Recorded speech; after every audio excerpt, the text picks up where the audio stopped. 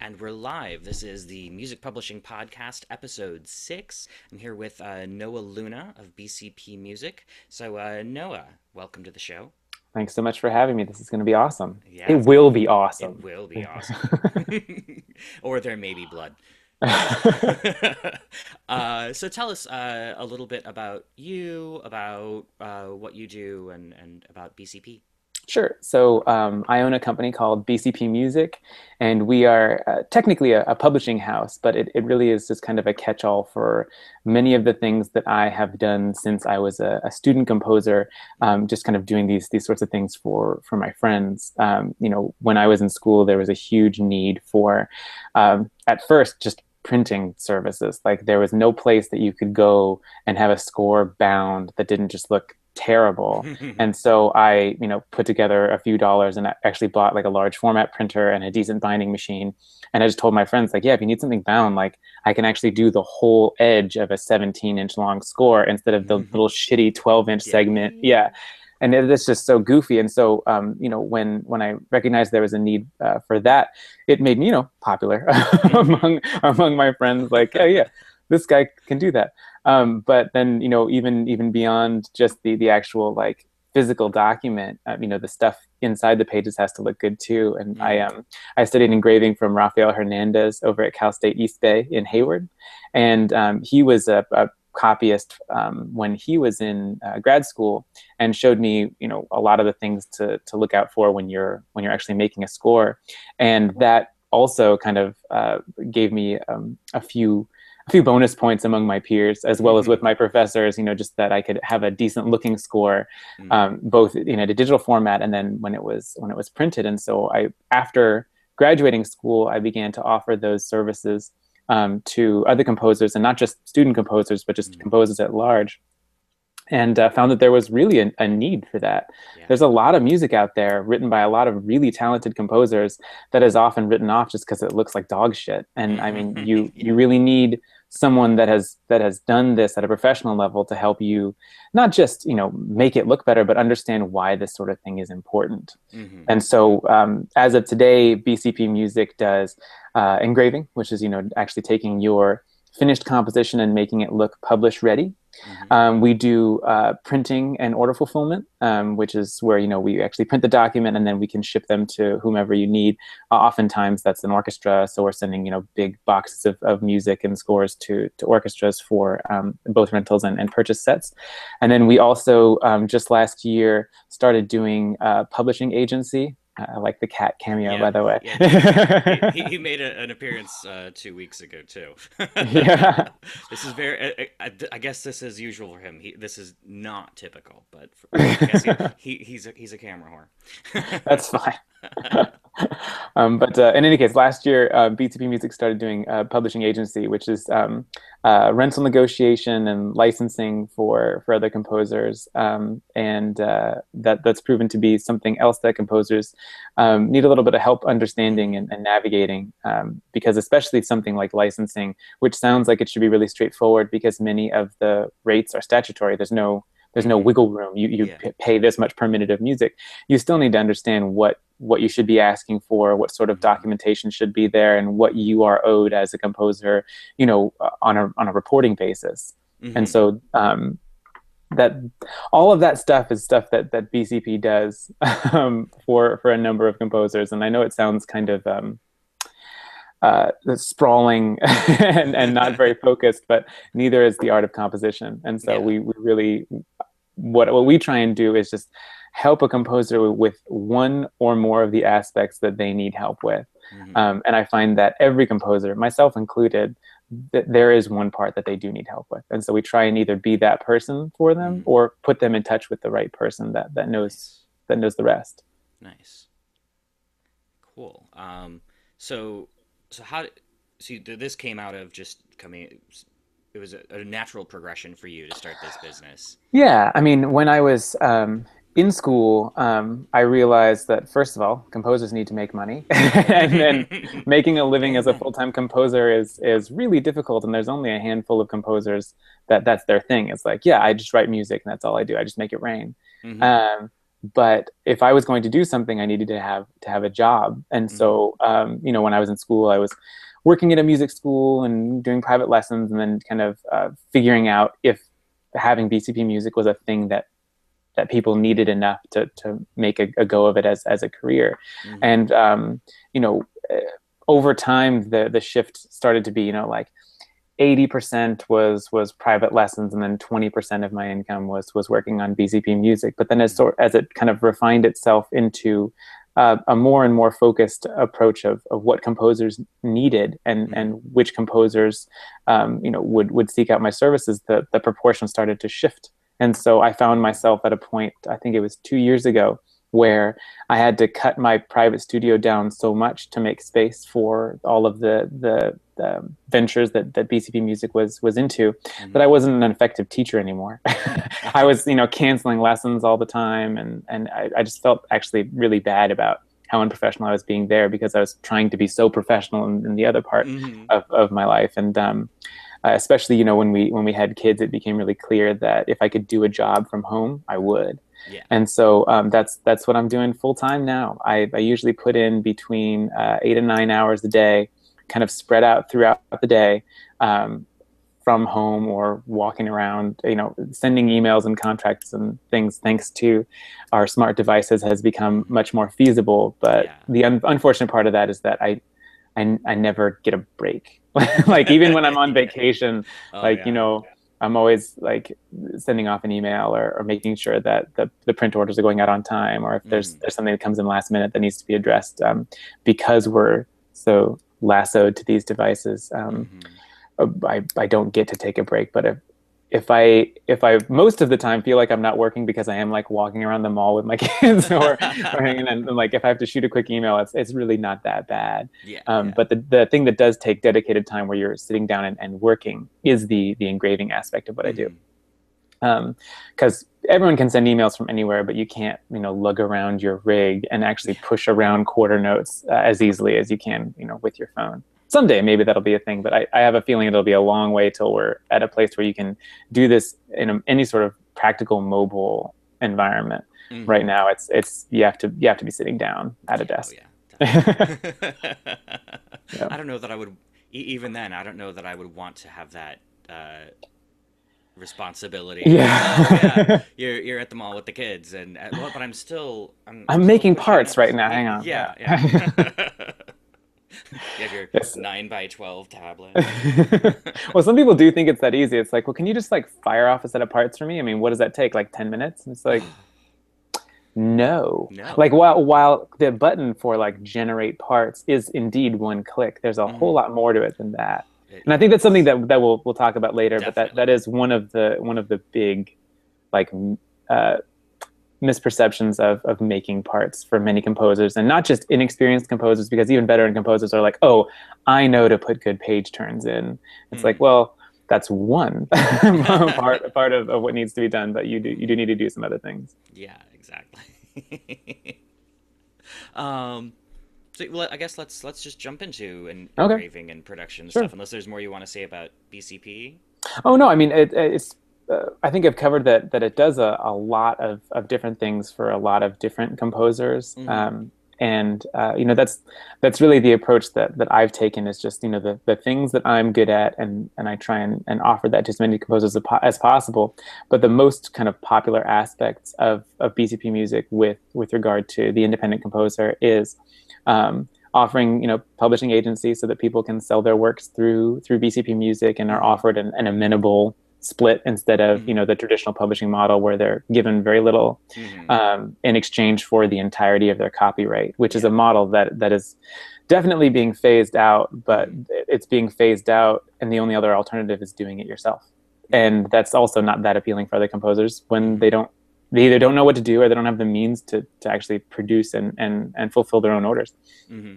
Um, but that, along with, doing the pre-press thing, are the biggest things that we get called out for. And so, the publishing stuff is something that I could go on and about, but it doesn't make for a very good podcast.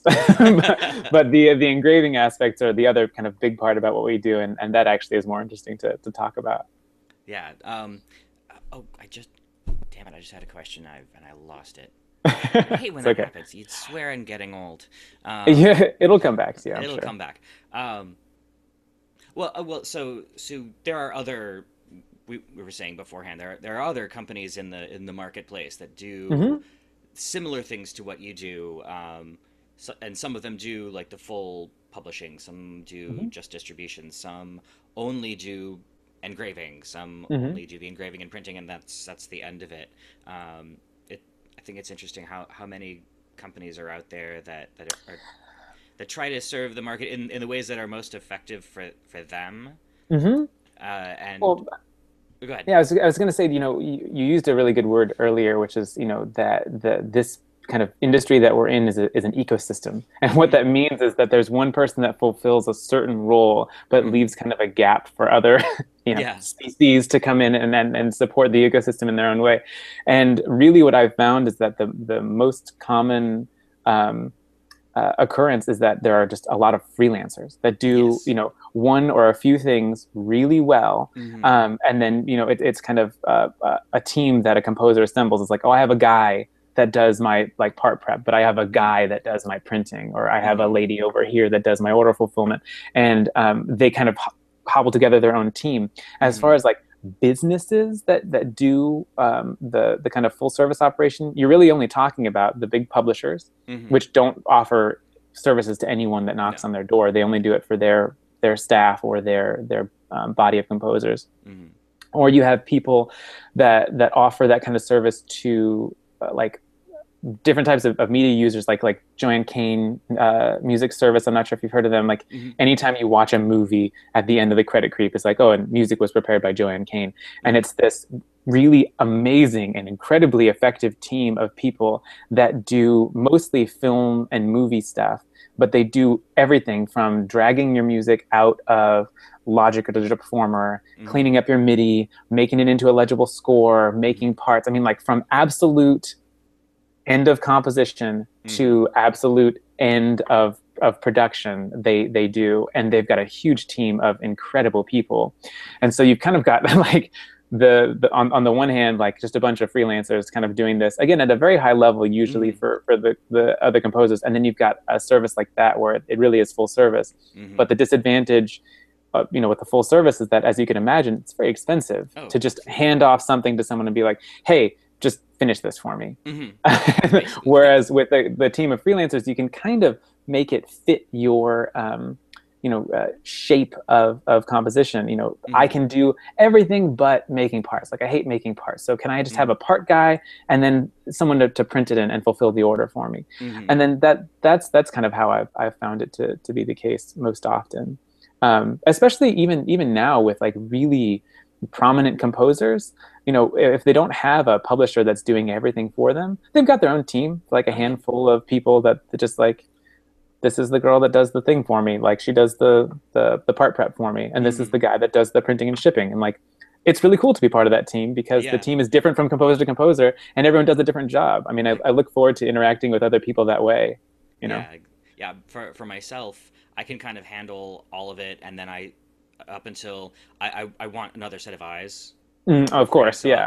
that's just I'll hand it off to somebody so they can say, okay, the you've got some messy stuff here. Let me Yeah, fix that for you. And yeah. then lately I mean, there hasn't been a whole lot that I've been sending, but you've been my print guy.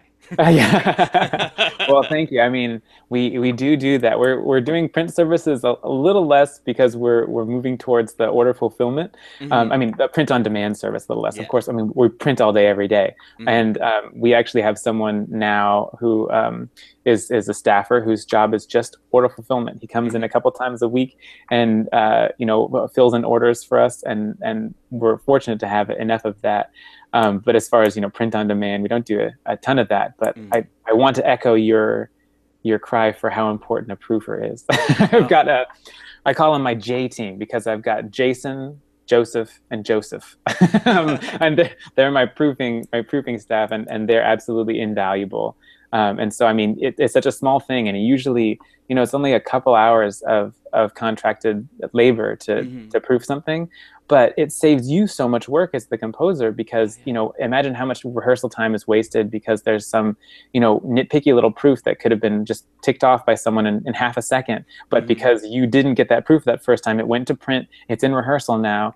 And when someone raises their hand, it's like, dude, there goes $600 of like full Exactly. rehearsal time with an orchestra because someone had a question about, is this G sharp or not? Yeah. Like, it's a really goofy and kind of hair raising thing, and it gets exponentially more expensive when it's a film session. I mean, Oh. we won't go into all the horror stories of that, but Ooh.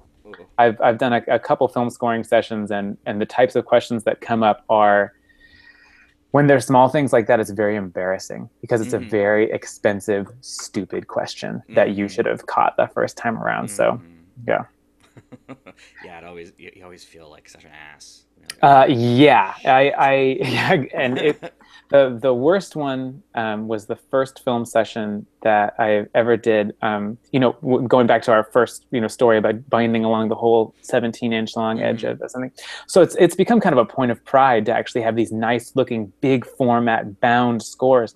And in the recording session, we got through the first couple cues just fine, and then we got to one, and there was this noise that kept coming back every time we get to this one part, and the Mm-hmm. engineers would just stop us and they'd say like there was a noise, and then the conductor turned around and was like, I'm really sorry, but I can't deal with this fucking score. And I was like, Oh.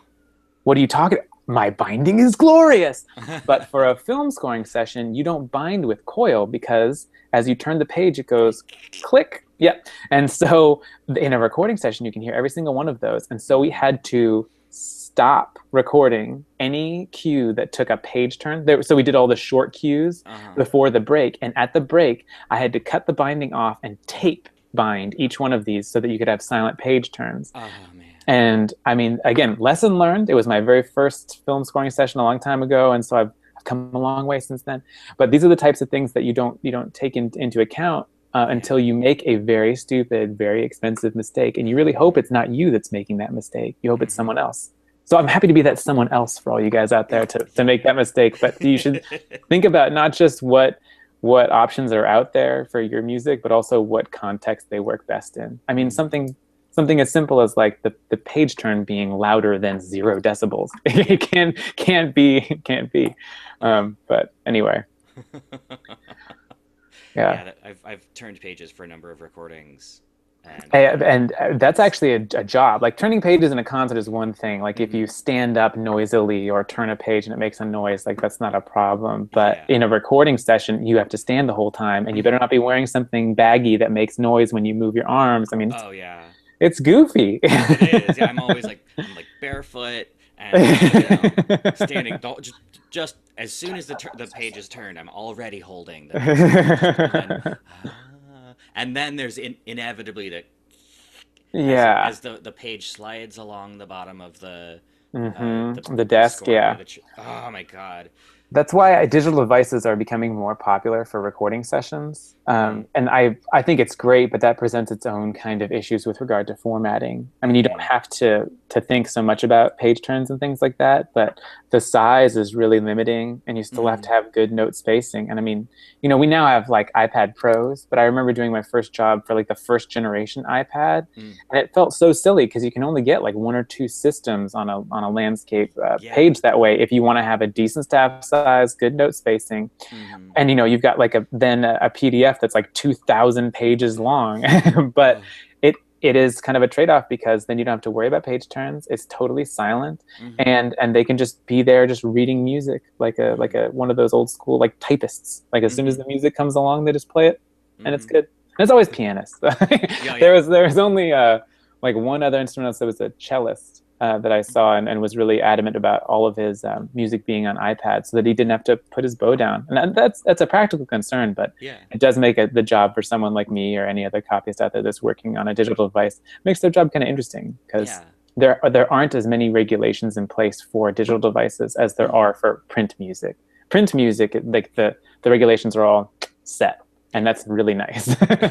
It's always nice to have like a rule you can point to so that when someone is like, this is too small, you can be like, well, this rule book says it's the right Yeah, this is size, and like I'm I'm good. Let me point you to Yeah. the Bible. Yeah. No, I mean, so there's that one, and then if we're doing that, I have my Yeah, for those this who are not seeing this this one. Not live, sure if I you. I just held. Yeah.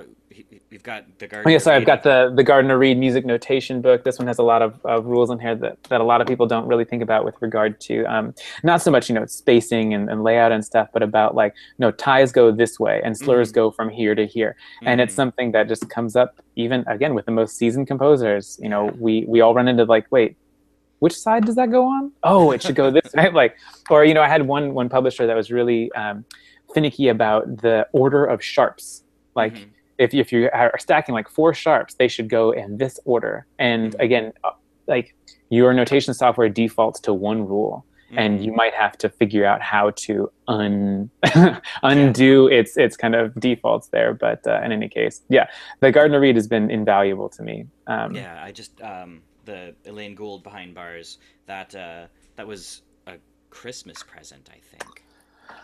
It's a pretty nerdy Christmas present. Yeah, I like Christmas or it. birthday. Yeah. You know, my husband was like, "Well, what do you want?" I was like, I want behind bars. I want the gold." It's a pretty racy Christmas present I from. know. No, I this is one of my very few name drops, but I work for Billy Joel's music director, Mm. David Rosenthal, and the first job I did for him, I was just telling him all of these, like, why do you do it this way? And I was like, oh, well, because I've done this gig and I do things this way. And he says, if you can't point to a book that gives you the rule, no one's going to buy your opinion or say like, well, because I've done it this way for so and so. And he's like, Mm-hmm. so buy this book, and if you never crack it once, you can at least say, oh, it's like that in the read. And most Uh-huh. people are like, oh, sure, I guess. Sure. And Yeah. so I had to read it really quickly because I want to make sure that if I'm citing things in that book, that I'm actually citing the correct thing.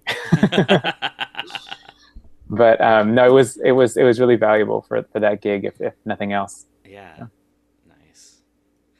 So let's hop into some of the engraving stuff. Mm-hmm. There what are some things that composers need to really keep their eye on, and maybe they don't know these things that you or I kind of take for granted. Sure. So I'll start with a couple very general things that every composer should think about, and then we can kind of whittle our way in very specifically. Generally speaking, the biggest fault that composers make is trusting their software too much, Mm-hmm. and especially with Sibelius users, because the software is so good at doing so many things for you and intuitively, you just Mm-hmm. assume that it's going to do it the right way. Mm-hmm. And there are some things that you really do need to watch out for because it's not going to do them the right way. It's going to do things the easiest way for you to manipulate the software, but that's not Mm-hmm. necessarily the right way when it comes out of the printer and is handed to a librarian. Mm-hmm. Librarians, by the way, are your closest friends when Mm-hmm. you are a composer, and you should treat them all really, really nicely. And if they give Mm-hmm. you a pointer, you should probably take it. These Mm-hmm. are people that work very, very hard to make your life and music go well. And so a lot of these tips I have were given to me by some very patient and very gracious librarians. So Oh, nice. I figure I should put that shout out in there. Yeah. But speaking of librarians, the other pointer that I'll direct composers to is the Major Orchestra Librarians Association, or Yes. MOLA. They created some materials that every composer should be familiar with, and they're downloaded for free off of their website. Mm-hmm. And it gives you some regulations about document size, about the size of staves, about just kind of general pointers about like how much time you should give a player to turn their page, and not Mm-hmm. like it has to be this many bars. They give you like you should have this many seconds of Yes. time Yes. in order to put your bow down, turn the page, and then get ready to play without frantically whipping, Mm-hmm. from page to page. I mean, practical concerns have to be taken into account. Like if the piece is really active, you're not going to have great page turns, but Mm-hmm. you should always do your best. And so, again, kind of just like pointing at the Gardner Reed, you should be able to point to something from a bunch of people that do this day in and day out that say like, this is the way that you're actually supposed to do it. Mm-hmm. And so, things like staff size. Like if you're doing a large format orchestra score, the Mm-hmm. smallest staff size should be 4 millimeters. That's in the MOLA pamphlets. I'm not making that up. I'm not dishing out knowledge that hasn't already been passed down to anybody else. But going back to Sibelius, if you put a bunch of staves on the page, and you want to add harp or something like that, one of the first questions it'll ask you is, hey, we're getting kind of close on page space here. Do you want us to just reduce the staff size for you? Mm-hmm. And 90% of composers will be like, yes, like I don't want to have to move things around while I'm writing music into the score. But then they won't go back and remake it 4 millimeters and then Yeah. adjust your vertical space accordingly. There's a reason it's 4 millimeters. Mm-hmm. Is when you're a conductor and you're standing on a podium, you're farther away from the music than a musician is when they're looking at Mm-hmm. a page right up close. And even though, yeah, you do have to fit a lot of information on the page and it's a pain, imagine how much of a pain it is trying to look at these tiny little notes on a page. Mm-hmm. When I Yeah. was, just beginning to do engraving and thought I knew anything, which I didn't. I thought like, yeah, that looks fine. Like it's small, but like I've seen study scores that look smaller than that. There's a difference between a study That's a score study score. and the conductor score. Again, these are the errors of my youth. I don't do that now. I'm a pro now. But yeah, so those are the kind of general things that I think composers should do. Is just don't trust your software. Mm-hmm.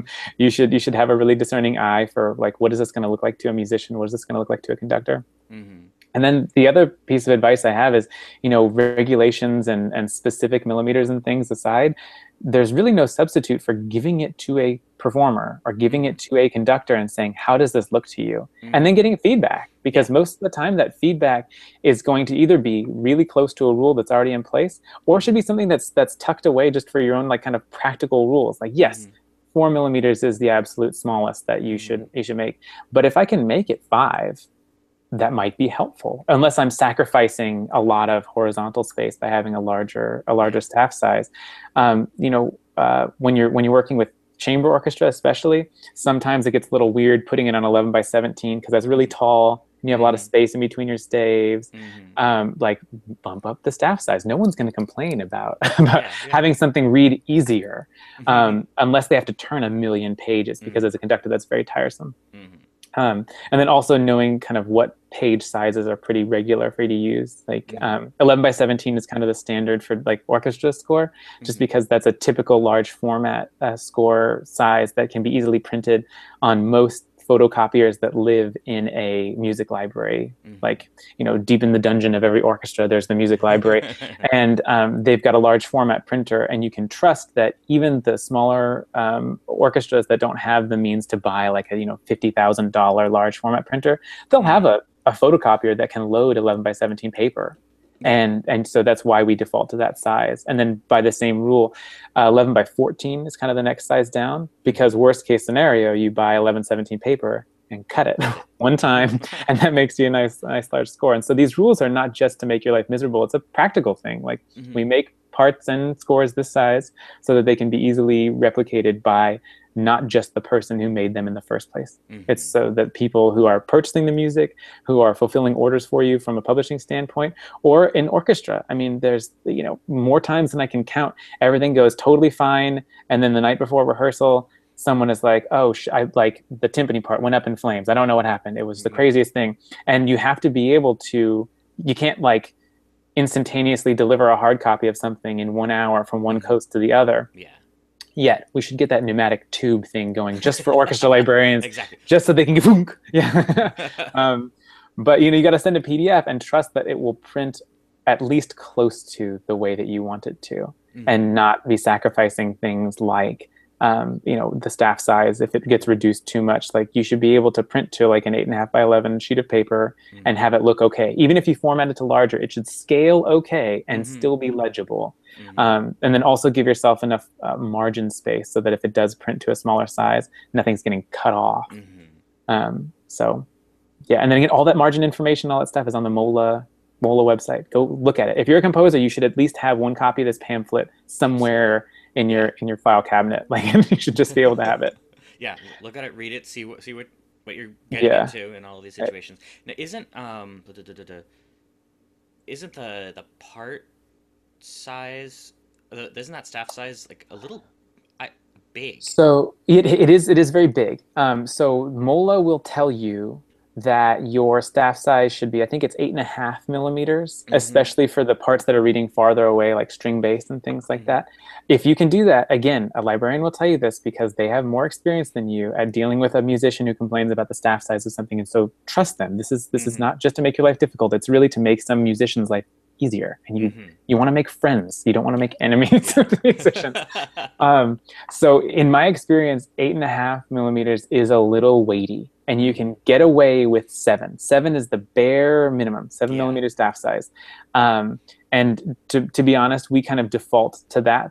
And then if we can goose things up from there, Mm-hmm. we try, especially because, people standing farther away from their stands, while they're used to reading 7 millimeter, if you give them something a little larger, I have found, at least, they come up to you after rehearsal and say, hey, thanks for making it a little larger, like this was so much easier to read than some of the stuff that I Mm-hmm. worked with. And so Mm-hmm. but truth be told, we default to 7 millimeter staff size just because it makes formatting so much easier for us while still being practical for the musicians that Yeah. are working with it.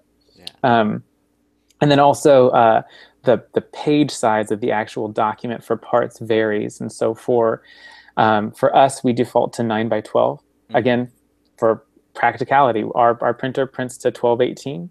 Mm-hmm. And so we can make 9 by 12 booklets all day very easily. And it's Mm-hmm. a nice page size that ships really easily. Mm-hmm. And also, if someone is printing out something at home to an 8.5 by 11 printer, the scaling is so close that Yeah. it's not going to be preventative for someone to just, like, at home glance at a part that's 8.5 by 11, and then when they get to rehearsal, there's the printed document there. It looks the same, it's just a little bigger. And again, a musician will not complain about having stuff that's easier to read. Mm-hmm. But I also have worked with opera companies, especially, that want a 10 by 13 part. Mm-hmm. And then for some produced parts, we do 11 by 14 part size. That gets a little bit big. And again, something you have to consider is an 11 by 14 page size.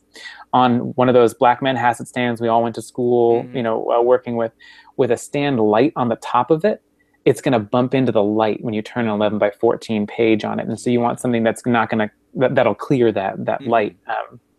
But that being said, the only time that we default to that size of document is for extraordinary circumstances, like a string quartet where everybody's playing all the time.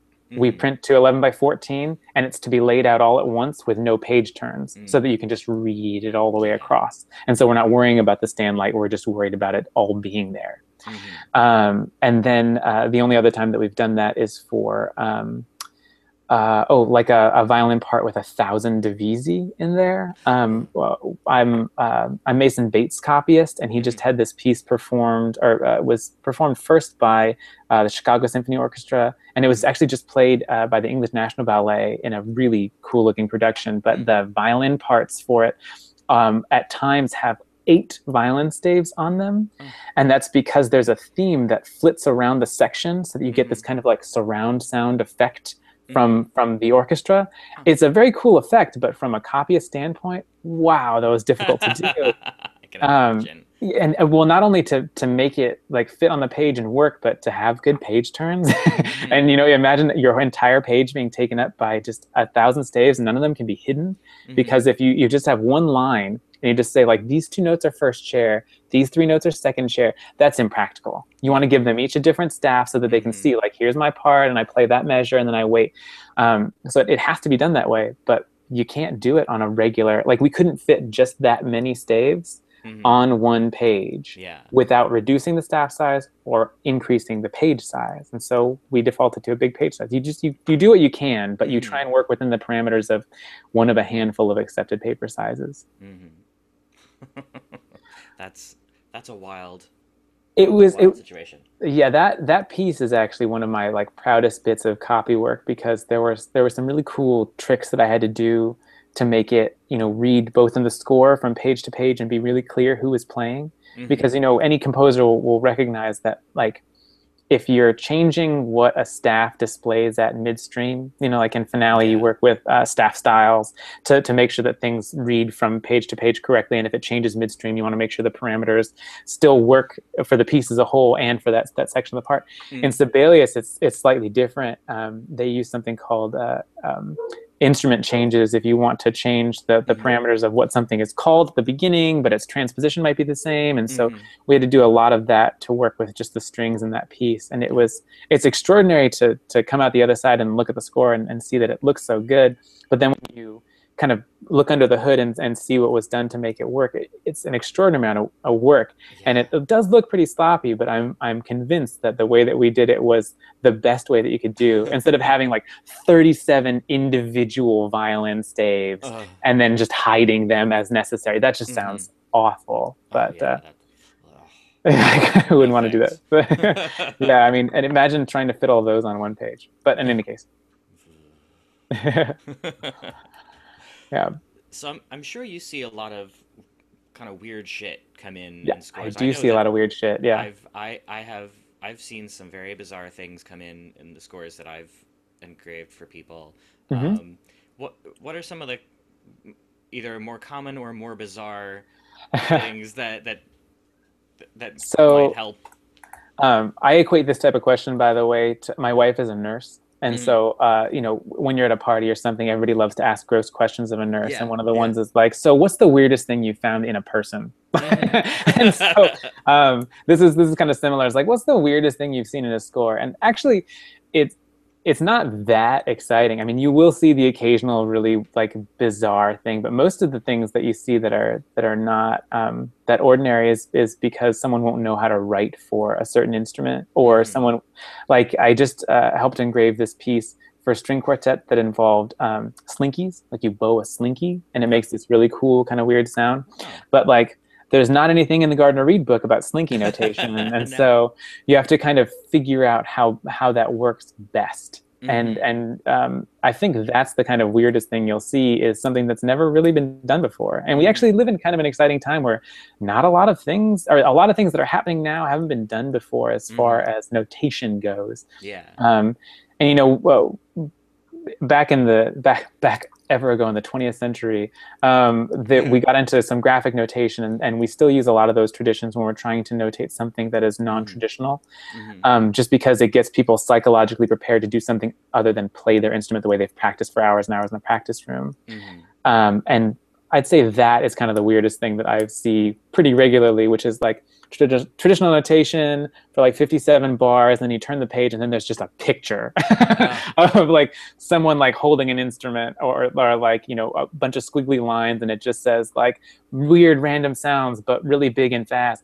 And that's one of the weirder things that I see. Or one of the things that never it's never not funny to me is when you get someone who's working in an orchestra score and hasn't, like, it's very clear that they haven't like worked with a conductor Hmm. before, who said like, yeah, this isn't really that helpful, which is where they're hiding every single unused staff, which in Yeah. general, like, that's not a bad idea, but you have Hmm. to you have to kind of meet halfway. We'll talk about that more later.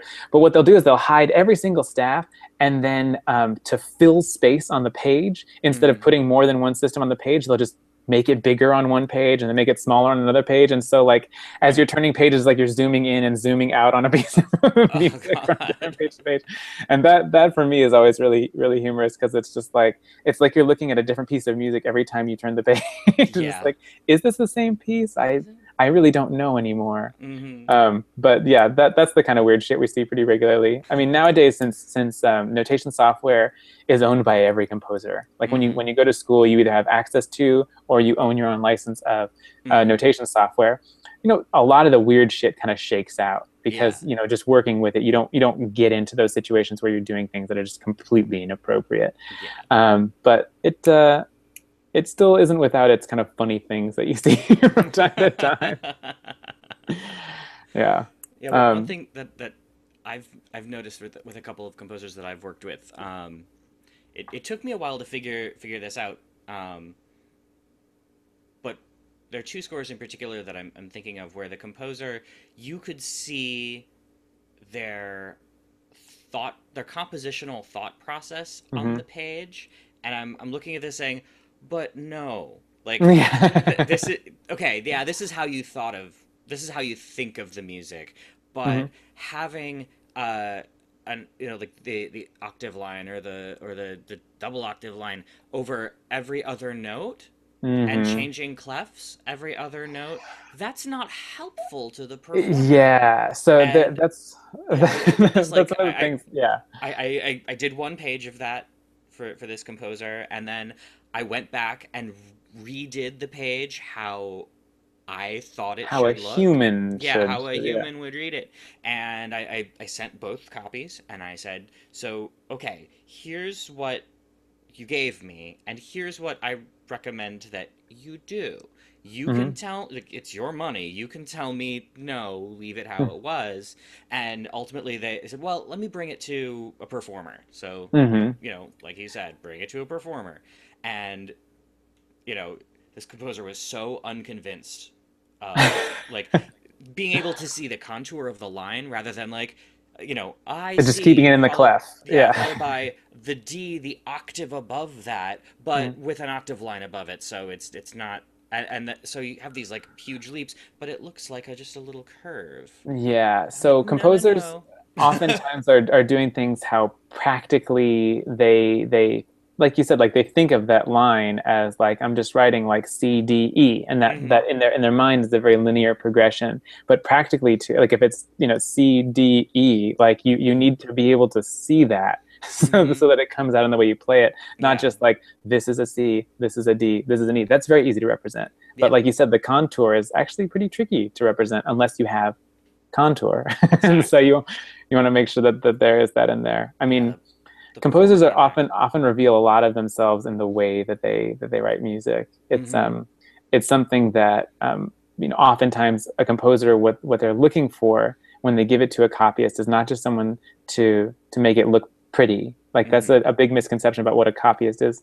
Half the time, a copyist is actually an editor Yes. whose job it is to not just make it read appropriately for a musician, but also convey the original intent Hmm. and balance that with the practicality of actually getting it out on an instrument. Hmm. And so I think that being an editor is a pretty valuable part of being a copyist, more so than staff size and margins, because Yeah. those are things that once you set it, you can kind of forget it until Hmm. it comes time to do more nit gritty uh, layout stuff. Hmm. Really, what you're doing is you're looking at the music and making sure that is communicated properly. Hmm. More often than not, it's not something as simple as making sure there's no collisions or Yeah. that, again, it's very basic but very Hmm. important stuff. The thing that you want to spend a majority of your time doing is making sure that the idea is communicated effectively and practically. And Hmm. so that's another good like kind of piece of advice for composers and copyists of all stripes is just make sure that your idea is getting across the best way it can and will be Hmm. performed accurately thanks Yeah. to the way that you've notated it. Yeah. Yeah. I told this composer like part of what you're getting when you hire me is that editorial eye, being Mm-hmm. able to looking at at your music and saying, I see what you're doing here. I can I can make that I can make the exact same thing happen, but make a performer happier. And Yeah.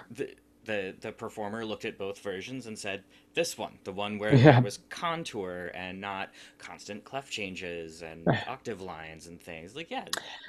And Yeah, and it's I think sometimes we get a little bit caught in our heads with like, oh, very much this is my so. process, and this is how I think of it, therefore this is how it should be. When you You also know, get married to your ideas, like yes, as a yeah. composer, you're thinking that your ideas are totally brilliant, and Mm-hmm. that notation is, since it's a representation of that, you get married to that too. Mm-hmm. But oftentimes, like you don't realize that, like, no, the idea is the valuable part. The notation, like how someone reads it off the page, is not the part you should be married to. As long Mm-hmm. as it sounds and comes out the way that you mean it to, is really the most important part. Unless Exactly. there's a piece of avant-garde music where half of it is the notation. Yeah, But I there's mean, George that's Crumb is a classic example of yeah. that. But unless you're going for something like that, I've found that if you can do it more effectively and more often than not more simply, Mm-hmm. it usually comes out a lot Mm-hmm. better. But composers, unless you're really good at it, and even though I consider myself really good at copying, I Mm. try as hard as possible not to be my own copyist if I can help it, Yeah. because you inevitably do things that you wouldn't normally do if this was someone else's music, because Mm-hmm. it's your music, and so that attachment just kind of fucks everything up for you. Yeah. I forget what Kurt Vonnegut book it was. It was like I think it was Galapagos, where there's a character who's an author, and he makes a point to say that authors really shouldn't index their own books, because in indexing it you give away a lot of yourself. Like in the Mm-hmm. things that you highlight as important about the book, Yeah. inevitably tells the reader about you just by reading the index. Mm-hmm. And I think that composers should live by the same rule. Like if you're your own copyist, it's revealing to the musicians that are reading your music what's Mm-hmm. important to you. Mm-hmm. Yeah. Yeah. And it might not necessarily be the best thing. Exactly. Yeah, I've gone back to some of my older scores and said, "Oh, I could. Let me simplify this. That Yeah. let Well, me let me not. I don't need to show all the. Okay, there are three voices in this stuff. Yeah, but I can iron that out, and the effect is the exact same, and yeah. it's way easier to read. For Oh. nerdy composers, especially things like polyphony, like Mm-hmm. are a big deal. And sometimes it is actually really important that you show it. Yeah. But lots of times it's not as effective as just showing the main line and what to bring out when you Mm-hmm. see things like that. But Yeah. in any case, yeah, not to dog composers that are really into polyphony. That's really important and it's really good, Yeah. and it should be notated as such. But oftentimes, when like each different note is given a different voice to bring out, like, no, even though you can hear it as a melody, that D is really like the second tenor voice. Mm-hmm. Like, no, No. just you're playing this on one instrument, and it doesn't need to be Mm-hmm. written that way. Oh. Yeah. Anyway, yeah. Well, I want to keep an eye on the time. I don't want to spend too much time just kind of riffing on weird polyphony. Yeah, I think we got about 15 minutes left on the clock before I have to run away and for Okay. my hard stop. Uh, so, with the production of the scores, Hmm. is there? I mean, a lot of us just end up at FedEx or Yeah. Staples or Hmm. something, which if you're in a hurry and Not even if you're in a hurry. Sometimes that's your only option. And I yeah. don't want to tell people, like, what you have to do is you have to go and drop like 12 grand on like a Mm-hmm. big printer. Just do that. Like, Mm-hmm. no, that's totally impractical. And you should be able Exactly. to not only rely or have to rely on services of someone like me who does this for musicians, but like, dude, you have to be able to walk into any place with a photocopier and get Mm-hmm. yourself a score so that you can go to rehearsal in 20 minutes Yeah. and have a good rehearsal. Like that's you have to do that. Mm-hmm. And so I think I cut off your question, but it might be where you're going is like, is that something we should keep in mind when we're formatting our scores? Or I mean, what was your question? I want to Uh, make sure that people know it's okay to use Kinkos. Like Yeah, while I there are times I certainly have had to rush out to oh crap, there's a hmm deadline today yeah for this, and I have to the best option I have is to go to FedEx. They know me at this one. hmm They certainly yeah know what I want, or at least I can hold their hand. hmm Um, but when you have time, hmm when you're really thinking longer term, do you think it's? I mean, I would assume it's better to start to put together a relationship with a company like yours or another that does the order yeah. fulfillment and print So out the yeah, the places you should get hip to, besides me, like I always like to put in a plug for people that do great work, because they do great work, mm-hmm. is there's a place called Limes, the Long Island Music Mm-hmm. Engraving Services, I Yep. think. She does excellent work, not just as a copyist, but as a printer and order fulfillment. I mean, Mm-hmm. she's a one-stop shop over there too, and, Yeah. and does really great work. And then everybody does know about Subito Mm-hmm. music printing Yep. services. I mean, I've they used do. them. They have some binding options that are actually pretty extraordinary for composers to have access to. And while they're definitely more expensive than some printers, if you're Mm-hmm. doing anything in large volume or with kind of non-standard binding services, Mm-hmm. it's much more expensive if you go to a place like Kinko's. And so you Mm-hmm. should be hip to them. Yeah. Um, but yeah, I mean, you got to use Kinkos from time to time, and that kind of echoes back to what I was talking about earlier, where when you're engraving a piece of music, it should be able to be printed at Kinkos, be printed at home or be Mm-hmm. printed by a professional music printing service with roughly the same outcome. I think Mm-hmm. that's really important for composers to kind of keep in mind, is that no matter your resources when you're actually creating this music, it Mm-hmm. should come out roughly the same.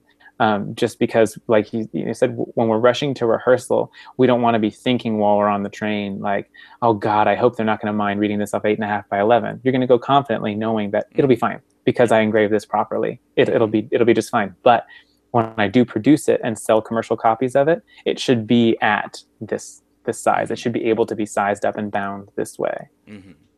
Yeah. We talked a little bit a couple of weeks ago on the phone. We mentioned I said the rule of four, and we both Yeah. thought a different A thing. different rule of four. Yeah. Yeah. Do you want to touch on Yes. both of them?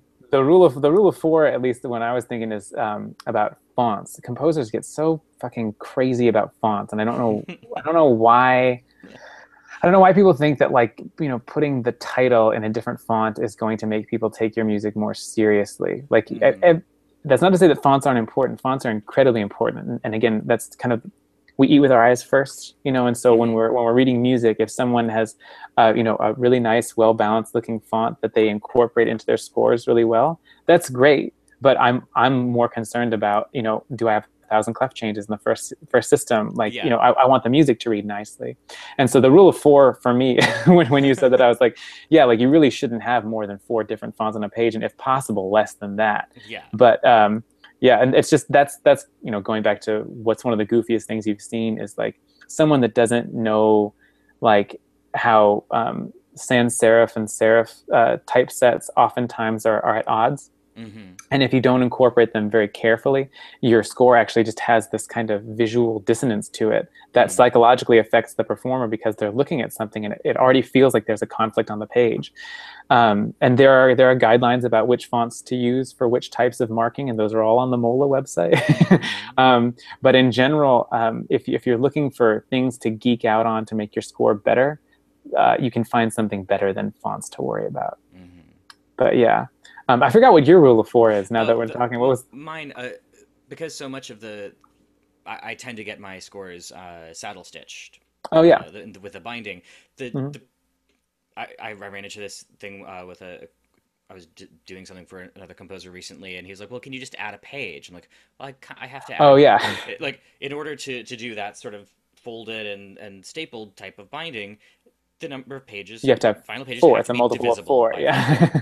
And so yeah, this person said, "Oh, could you just add a page to that?" I'm like, "That now I have to add 4 pages, which means Yeah. I have to reformat everything or have a bunch of weird blank pages in Yeah. there." So, and I mean, adding more blank pages, at least in my experience, is better than reformatting things so that everything fits perfectly Perfectly, to the edge of a multiple of four. yeah. Blank pages are not uncommon. Pick up any Mm-hmm. book that is saddle stitched or staple bound, Mm-hmm. and you'll see that in some of them there's going to be, like, weird blank pages at the beginning or at the end. Like, that's Mm-hmm. just how that goes. Yeah. And composers think in terms of the way that things are displayed on their computer screens. Mm-hmm. And so when they see it end at page 69, they think, cool, 69 is the last page. And it's Mm-hmm. like, well, no, in reality, that's actually page, like, 73, because you've got a title page, then a Mm-hmm. blank page, an instrumentation page, table of contents, then the piece begins. And then after 73, you need a page 74 for the Mm-hmm. backside of that. And if that's going into anything other than a coil bound booklet, you need 2 more pages after Yeah. that, because that's going to be your fourth page. Yeah. So yeah, the your rule of four is something accurate, but there is a piece of software that does that for you. You should Composer should get hip to this if you're a Mac Yeah. user. Um, there's a piece of software called Cheap Imposter. I have used this software since I started making my own booklets, and it was Mm. before Adobe did booklet printing. Mm. And now it's actually just incorporated into Reader or Acrobat. But what Cheap Imposter does is take your odd numbered PDF and makes it in a booklet and paginates it so that page 1 and page 4 are on one page, so that when you fold it, you Mm-hmm. have page 1, and then you open it page 2, page 3, and page 4. Mm-hmm. But when you're looking at it on a PDF, that's not how it often comes out. That's not how it comes out. Not even not often. Yeah. It Yeah. doesn't come out that way. And so you need something that does what they call imposing. You impose this pagination scheme on it. So the first page and last page are on the same panel, and then the two before that go on the other opposing panels. So Cheap Imposter. It's downloadable. I forgot how much it is. It's really affordable. And it's one dude that runs Nice. this one site, and I'm not sure if he does other pieces of software, but if this is the only piece of software he ever made, he's still a god in my book, because it does a lot of great things besides just paginate things. It incorporates something called creep, which is when if you got a stack of documents and you fold them in half. Mm-hmm. The edge that's exposed has a bunch of like pages that hang over Yeah. separately. And when you professionally bind a piece of music, you trim the stair stepping off, so that you have this nice square edge on one side. Mm-hmm. But as you can imagine, in a large booklet, as you fold that kind of sandwiched center, the pages in the middle are closer to the edge than the ones on the side, because they're being kind of forced out by the exterior pages. And so Cheap Imposter will start to sneak those pages closer to the binding, Mm. so that as you thumb through the booklet, you'll notice that like the page number, which should always be at the upper outside corner of your Mm-hmm. margin, won't move around Nice. with that. So it'll actually kind of keep it close in line, depending on the thickness of your paper. Oh, that's And we're great. talking about like microscopic parts. And so Cheap Mm. Imposter is pretty sick software.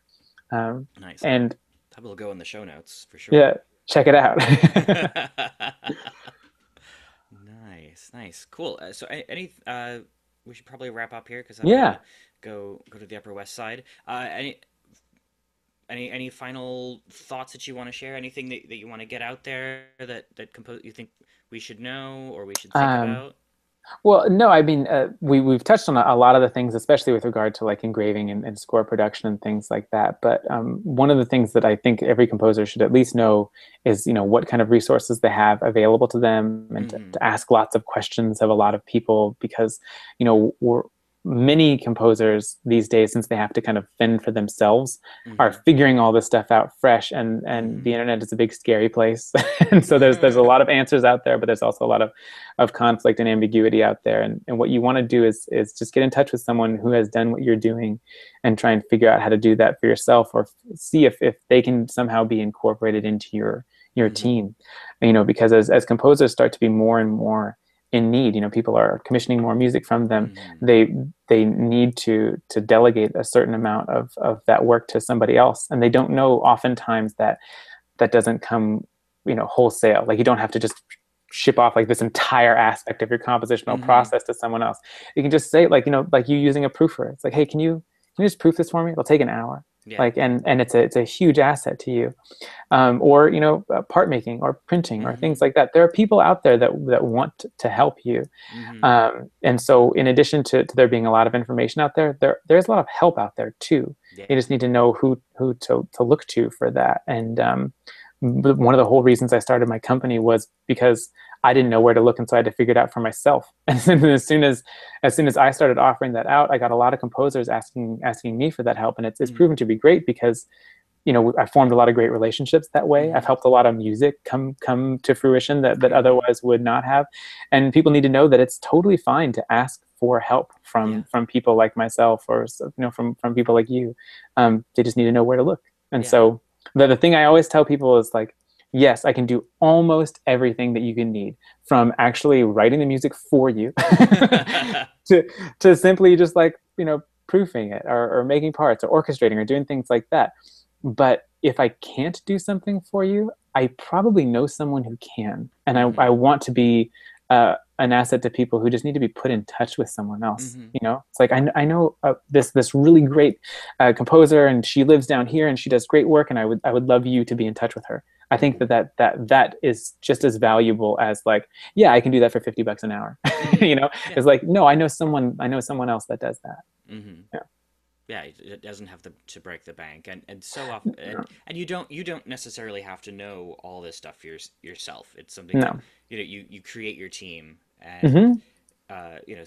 the obviously the more you know, the less you're gonna have to go out Yeah. there and pay people to do stuff, Yeah. I mean, or thinking in partner terms of with like people to do stuff. actual, dollars and cents, a lot of people think it's really expensive. And yes, oftentimes the work you're contracting from someone like me is expensive. But I always kind of turn it around and say, think about how expensive this is in your time. And Mm-hmm. can you afford to invest Yeah, that much of your time? yeah. Or think about how expensive this is going to be if it blows up in your face in rehearsal. Mm-hmm. And so often you really are rolling the dice doing it for yourself, Mm-hmm. unless you are someone who does this a lot. And there, Mm-hmm. like, almost every composer does this a lot. And so I'm not saying that like I'm one of like two people that know how to do this. No, Yeah, like yeah. almost every composer knows how to do this, but there's a certain amount of security in talking to someone who does this at a professional level, in Mm-hmm. knowing that you're not going to be risking financial liability Mm-hmm. by going into a rehearsal with a set of parts that's not bulletproof, Yeah, you know? yeah, yeah. I think most composers should know a certain amount, Mm-hmm. and of just the basics, get it through, and Mm-hmm. then pass it along. Or one thing that I've often it pops up into my brain every so often, and I would love to see this be more of a regular thing. I would love to see composers take like lessons. We all need Mm-hmm. to do some like continuing education no matter what we do. Yeah. I would love to see some composers start to take lessons from some of these freelancers out there. It's definitely like money well spent Yeah. to learn these things and to not have to that then when you pass it along to them, they don't have to worry about X, Y, and Z that you now already know. Mm-hmm. I think it's a great way to pass on these traditions as well. Mm-hmm. That Unfortunately, so many schools don't have a program like this. yeah. And the like lessons that I've taught to people are, like I'll set up a session with someone via Skype, or the Chrome has this remote desktop feature where I Mm-hmm. can actually like mouse around on someone's computer and like show Mm-hmm. them how certain things are done. And that's really, really helpful. But the school I went to was really kind of singular, because Rafael Hernandez, who taught me everything that almost everything that I know, at least to Mm-hmm. get started, and then from there I learned from librarians and other composers. But he taught a class about music technology, and it Mm-hmm. was supposed to be this like big sweeping survey of all the music technology that was out there. And then as soon as we started working in just notation software, which was Mm-hmm. step one of the class, Yeah. he saw that we were so bad at it that he was like, no, we need to focus on just this one part Mm-hmm. of music technology. And it's been invaluable to me, Yeah. because I mean, we really needed a class like that that showed you just, even the basics of Mm-hmm. the one level above the super basics. I don't even know Mm-hmm. what to call that level. That is prime stuff for composers to know about. Yeah. And so for student composers out there, if your school doesn't have a program like that, start yelling at the dean or whomever actually Mm-hmm. makes the decisions about Mm-hmm. what new classes to get in there, and just ask for like one semester for like a Mm-hmm. seminar Mm-hmm. on notation software. Because trust me, if you think you know your notation software pretty well, you probably know it pretty well. You could know it better, Oh, and it will save always. you a lot of time and a lot of money. And I, Mm-hmm. I think that even one semester of that is going to do a world of good for some composer out there. Yeah, Yeah. or studying privately. Like call up another Mhm. composer who does a good job, Yeah. or a freelancer who does great. Hmm. Say, hey, can we work on this? Like, I have a piece here. Can Hmm. It's done? Can we work on this score together? Yeah. And that And I've done that that'll before, work. and the composers that I've worked with have been really, really grateful, and have gone on to have very successful, musical endeavors after this, knowing like, hey, dude, I know how to properly format an oversized part now. Like it's something that you wouldn't think is actually kind of tricky, but it is totally tricky. Yeah. Cool, man. Cool. Well, we're at the hour mark, and I've got to run away. So thank you so much for being on the I don't show. know. Thanks for having me. Last little thing. Tell us all where we can find you on the internet On the and internet, yeah. socials. So you can find me on Twitter. My handle is at that composer. You can also find my company BCP Music at bcpmusic.org. That's where our storefront is, and you can get in touch with me there. Or you can send me emails directly at bcpmusic@gmail.com, and any one of those will be responded very quickly. Awesome. Sweet. Well, thank you for being on the show. Of course, And of course. yeah, stick around for a second. I'll stop the broadcast and then Cool. we'll Thanks so talk much for to you. joining, guys. See ya.